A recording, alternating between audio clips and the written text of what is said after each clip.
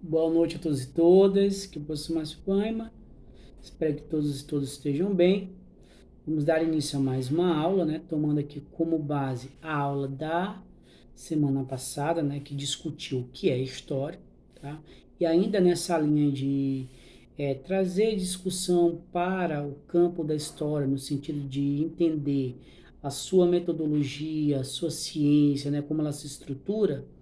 Eu quero hoje falar sobre o historiador e sobre as fontes históricas, ok?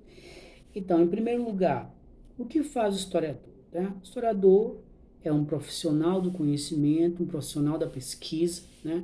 Uma pessoa que pode ter formação acadêmica ou não, mas que, antes de tudo, é alguém que vai buscar indícios do passado, né, fontes, documentos, tudo aquilo que serve para que ele escreva a história, né?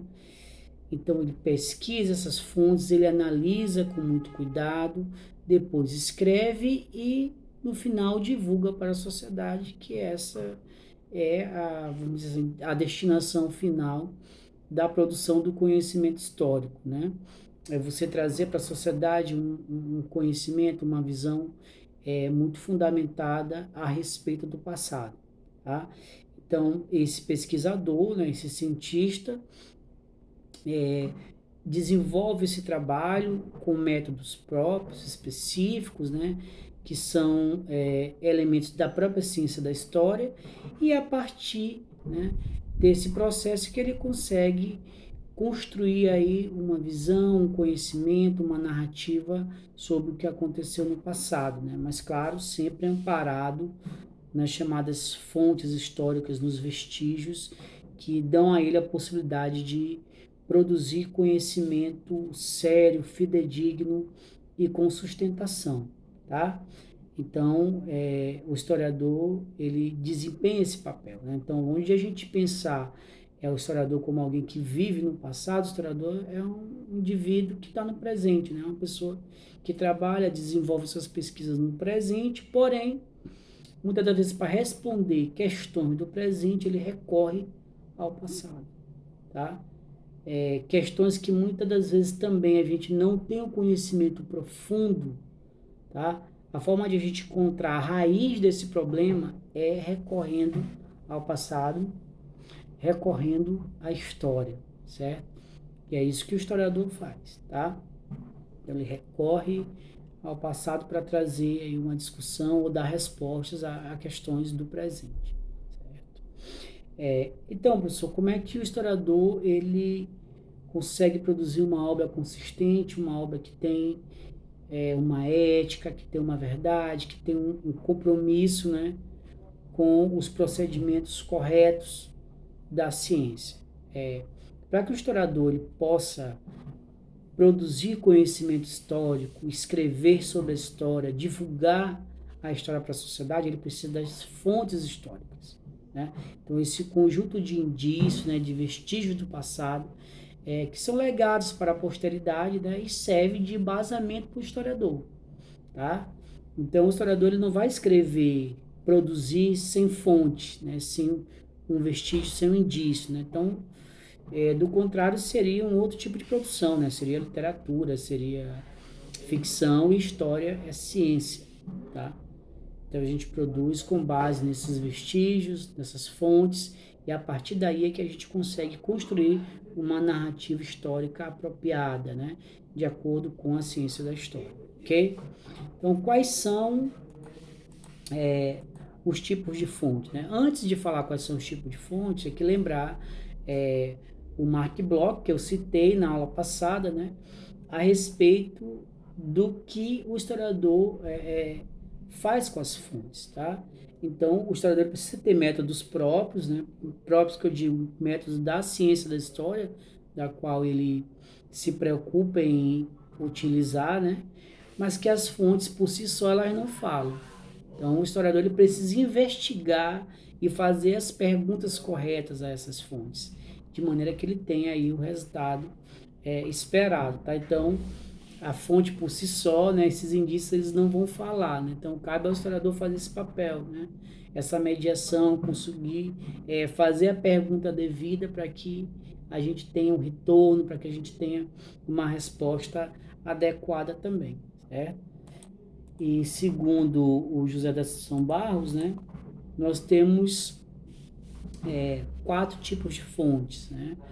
Nós temos as fontes escritas, que são aquelas fontes documentais, no sentido de ter ali o suporte, né? Geralmente é o papel, mas pode ser o papiro, pode ser uma tábua de argila, como na época mesopotâmica, pode ser uma escrita sobre madeira, enfim, mas onde você tem lá a escrita, que você decifra, que você lê, que você transcreve, né? Ali a gente está diante da chamada fonte escrita. É um testamento, é uma carta, é um livro, são documentos oficiais, tudo isso serve de base para que o historiador ele possa escrever a história, tá? Tem também as fontes das chamadas culturas, aliás, a fonte da cultura material ou fonte arqueológica, né? Que no caso aí pode ser, por exemplo, pirâmide do Egito, né?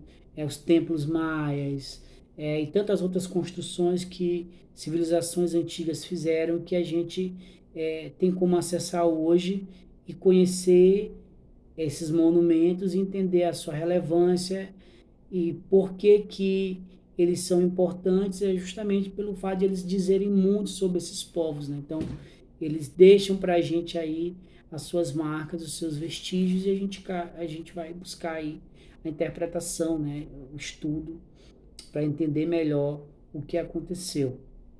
Também temos aí as fontes da chamada cultura material, né? No caso, pode ser uma ponta de lança, pode ser uma roupa, uma cerâmica, tudo aquilo que o homem produziu no passado, ferramentas, enfim, embarcações, tudo aquilo que ele produziu no passado, não precisa ser só o passado distante, mas até o passado recente, né? Vai servir para que a gente possa entender a evolução da sociedade ao longo do tempo, né? Nós também temos as fontes pictóricas, né? Seja aí no caso quadros, pinturas, desenhos, fotos, né? Tudo isso também diz muito sobre uma sociedade, tá?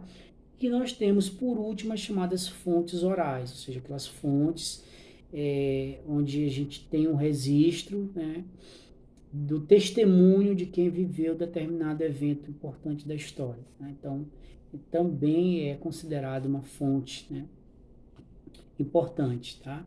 Interessante que o historiador ele possa, na medida do possível, combinar as fontes para poder dar mais consistência à sua pesquisa, né?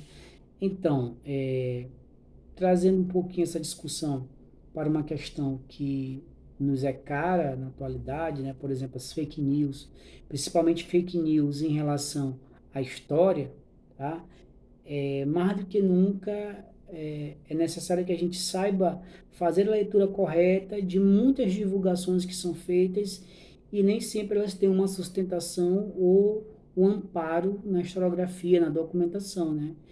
E nesse caso, esse tipo de discurso, esse tipo de publicação induz as pessoas a errarem a respeito da história, né? Então, você vai ver aí nas redes sociais, por exemplo, narrativas em que se coloca a inexistência da escravidão, né? Ou a negação do Holocausto, tantas outras coisas que não têm nenhum tipo de sustentação documental, mas que são divulgadas e replicadas, né?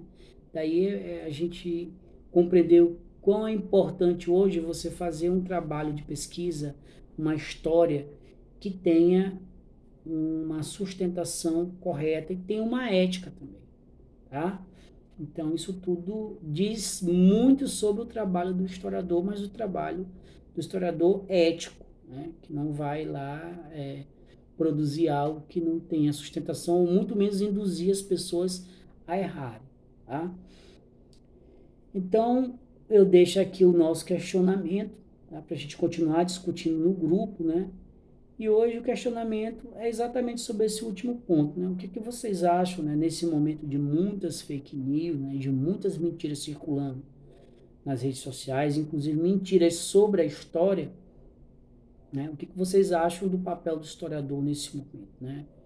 Como é que o historiador ético, responsável, fazendo a pesquisa séria, pode contribuir para que essa situação ela possa ser modificada, né?